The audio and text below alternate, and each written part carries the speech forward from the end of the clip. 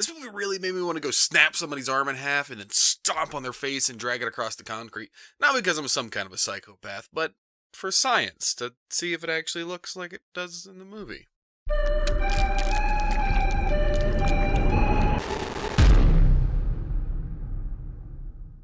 Brawl on Cell Block 99. Alright, so this movie takes Vince Vaughn, and he's kind of a lovable loser, I guess you can say. He has made some decisions that aren't the best one. But it takes him, and he gets fired from his job, and he comes home, and he figures out his wife has been cheating on him. And he's kind of got these old school morals, and he doesn't want to call off the marriage. He wants to make things better. So he says, let's give it a shot. I'm going to go make some runs for my friend. He's going to become basically a drug dealer. She says, what the fuck? You said you're never going to do that. And he says, whatever, bitch, we got to do what we got to do. So he goes, he starts running, and he makes some money. You can see where they were from point A to point B. He has made some money, and they are doing pretty well for himself. Then comes in a new business partner. He goes out on a run with them, and the run goes bad, to say the very least. And this is where I want to cut it off, because if you guys haven't seen the trailer, I think some little extra knowledge you may not have been aware of could make this movie better. But just so you actually, without saying too much, you know what's going on. Inside prison, he has to try to take care of his family outside, while obviously not being able to do so firsthand. First things first, Vince Vaughn, amazing in this movie. Definitely the role of a lifetime for him. It's very easy to forget how big he actually is when you see him like trying to gangbang chicks next to Owen Wilson at weddings and shit. He's a big dude. He's like 6'5", 6'6". He's easily 220, 250. He's a big motherfucking dude. So to see him play the intimidating part that usually gets bypassed in most of the movies you see him in, it was definitely a nice change. Now, one thing I'd heard from multiple sources is that this movie is slow. And that's why it took me a while to get around to watching it, because you guys know me, I don't like slow movies. It's over 2 hours long, and normally that's a big fucking red flag for me. To me, I didn't qualify this movie as slow. Where it's definitely not completely action-packed. It's not minute to minute like him just fucking dropping elbows on people like Macho Man. I never was bored. And that's what tells me something's slow, when something they're just talking like, kind of like how I was saying in 1922, they're talking about corn and land, and it's like, fucking shoot somebody in the face and make me happy. I never had a moment of this. I always wanted to know what was happening next, and there was always something on the line that kept me interested the entire time. Now, one of the things that did bug me is this movie has a weird color palette, and it kind of seems like it's going for, like, the original, like, if you watch it side to side to the original Halloween movie from, what is it, 78 or whatever, I mean, it looks pretty similar. And originally I thought, like, oh, maybe this movie's supposed to happen, 30, 40 years ago.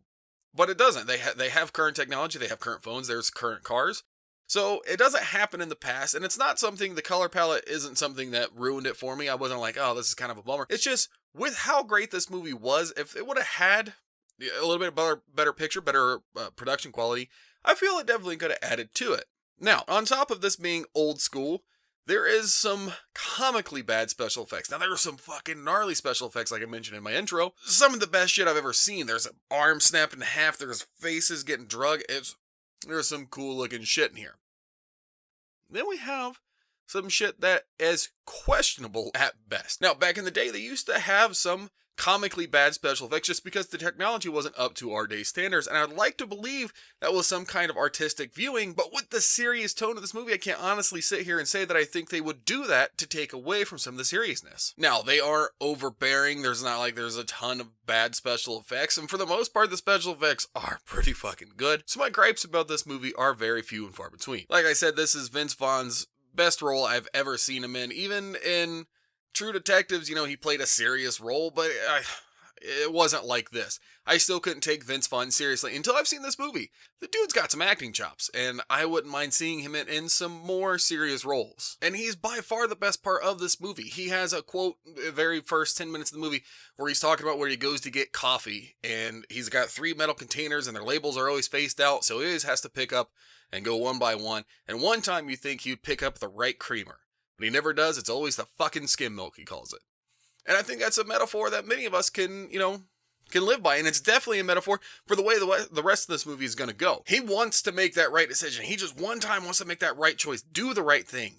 And it doesn't happen. It never happens. Statistics would show that one time you'd grab the creamer, but he always grabs the nasty fucking skim milk. And that's definitely, the rest of this movie definitely is nasty fucking skim milk. He tried to grab the creamer, but he didn't. And having that character, having a character that you know is human and they're in a realm that we actually live in, I feel that connectability was the thing that drug me to this movie the most. It's definitely a movie. I think it's on Amazon Video right now. You can watch it.